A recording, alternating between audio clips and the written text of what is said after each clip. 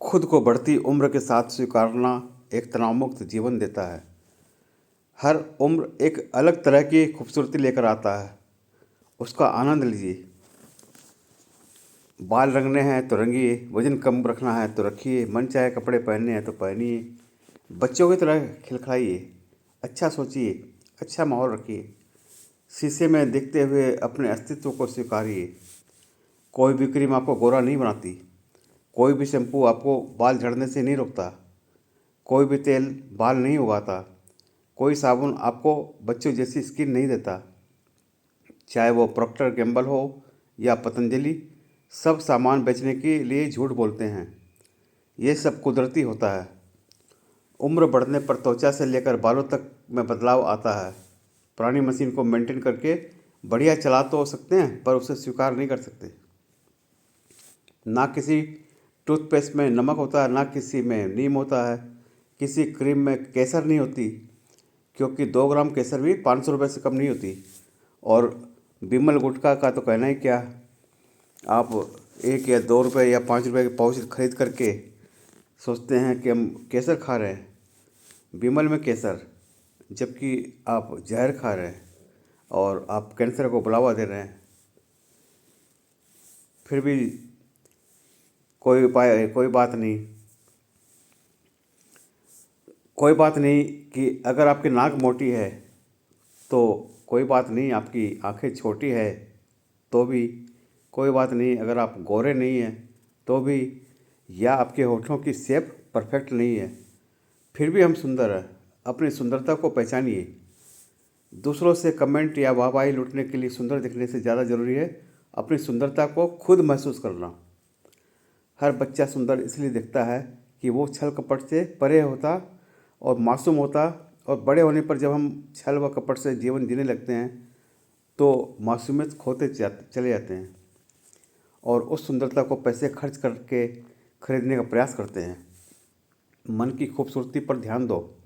पेट निकल गया तो कोई बात नहीं, उसके लिए शर्माना ज़रूरी नहीं। आपका शरीर आपकी उम्र के साथ बदलता है तो वजन भी उसी हिसाब से घटता बढ़ता है, उसे समझिए। सारा इंटरनेट और सोशल मीडिया तरह तरह के उपदेशों से भरा रहता है। यह खाओ, वो मत खाओ, ठंडा खाओ, गर्म पियो, कपालभाति करो, सपेरे नींबू पियो, रात को दूध पियो, जोर से सांस लो, लंबी सांस लो, दाहिने से सोइए, बाहिने से सोइए, हरी सब्जी खाओ, दाल में प्रोटीन है, दाल से क्रिएशन बढ़ जाएगा। अगर पूरे एक दिन सारे उपदेशों को पढ़ने लगे तो पता चलेगा वो ज़िंदगी बेकार है। ना कुछ खाने को बचेगा, ना कुछ जीने को बचेगा, आप डिस्प्रेस्ड हो जाएंगे। ये सारा ऑर्गेनिक एलोवेरा, करेला, मेथी, पतंजलि में फंसकर दिमाग का दही हो जाता है। स्वस्थ होना तो दूर, स्ट्रेस हो जाता है, और ये हकीकत है।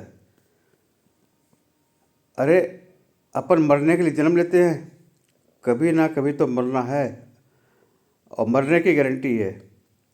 अभी तक बाज़ार में अमृत बिकना शुरू नहीं हुआ कि आप ये खा लो तो आपकी उम्र 10 साल बढ़ जाएगी।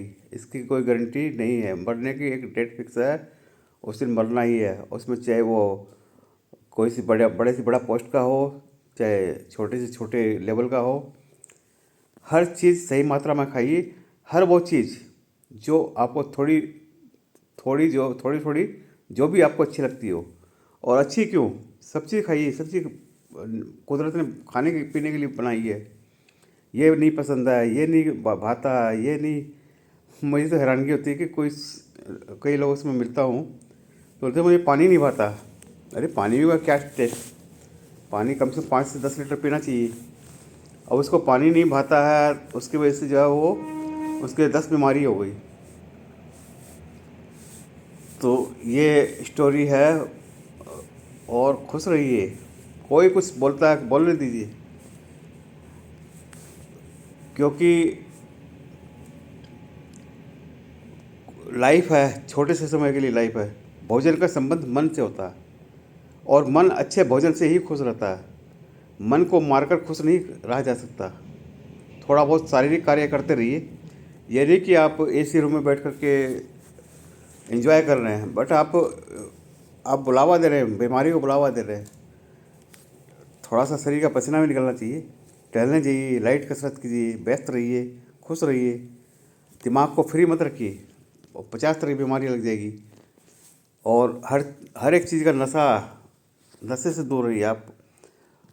ये नहीं कि आप टीवी में बैठे तो टीवी में, आपको मोबाइल में बैठे तो मोबाइल में, सोशल मीडिया में बैठे सोशल मीडिया, हर तरह से आपको अलर्ट रहना। खुश रहिए, ज़िंदगी छोटे से समय के लिए है और कोरोना काल ने हम सबको सिखा दिया है। आइए हम सब मिलकर लाइफ को एंजॉय करें, स्ट्रेस फ्री रहें और सोशल सामाजिक कार्य में, समाज में की ज़रूरत को पूरा करें। यही लाइफ है, यही ज़िंदगी है। Thank you everybody.